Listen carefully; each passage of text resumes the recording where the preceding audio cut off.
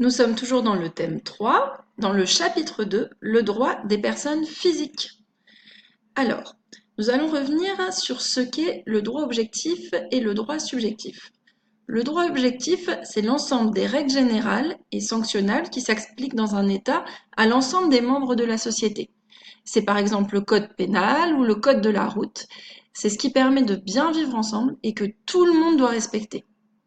À l'inverse, le droit subjectif, c'est des prérogatives particulières qu'une personne physique possède. C'est inhérent à une personne, comme le droit d'exercer l'autorité parentale ou le droit de vote. On l'a, mais on n'est pas obligé de l'exercer.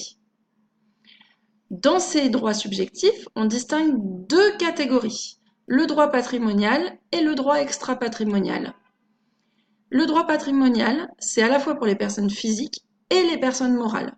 Ça a trait à ce que la personne possède, à ce qu'elle a, c'est son patrimoine. Et pour le distinguer du droit extra-patrimonial, c'est facile, c'est tout ce qu'on peut compter en argent.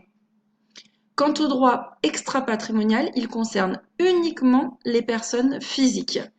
Et ce sont les droits inhérents à la personne humaine.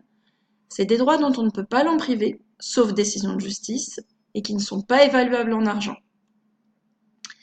Alors, ces droits extra-patrimoniaux, ils ont des particularités.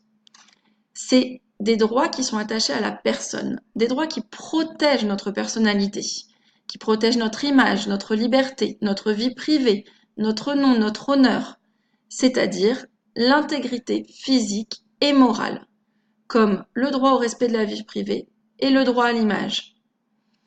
C'est aussi des droits qui protègent ce que l'on peut faire, comme notre liberté d'aller et venir et nos libertés politiques. C'est-à-dire qu'on peut s'exprimer, on peut manifester, on peut voter, on peut faire la grève. Ces droits extra-patrimoniaux, ils sont protégés de trois manières. D'abord parce qu'ils sont inaliénables. On ne peut pas y renoncer.